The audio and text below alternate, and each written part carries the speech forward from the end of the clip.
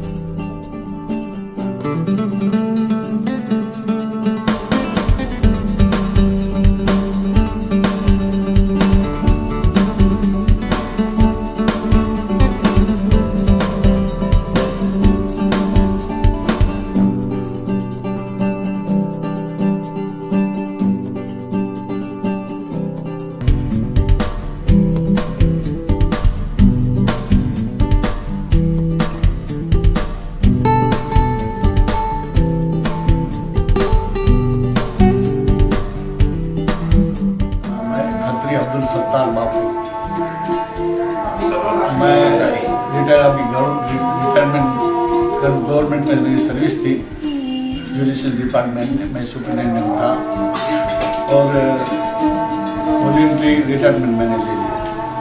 और इस धंधे में हमारा पुराना धंधा है, हमारे नाना दादा सब यही धंधा करते थे। घर पे बंदेज करके उसमें से रोज मिल गई थी।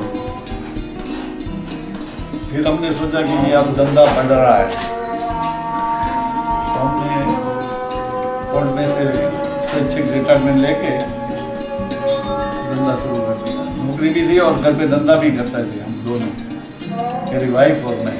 और अभी लड़के भी बड़े हुए, पढ़े लिखे हुए हैं, ये भी BSc होके, फिर वो भी यही धंधा करते हैं। और हम अभी खुद का ही बनाते हैं, खुद का ही बेचते हैं एग्जीबिशन। और व्यापारी लोग से बहुत कम हो गया काम।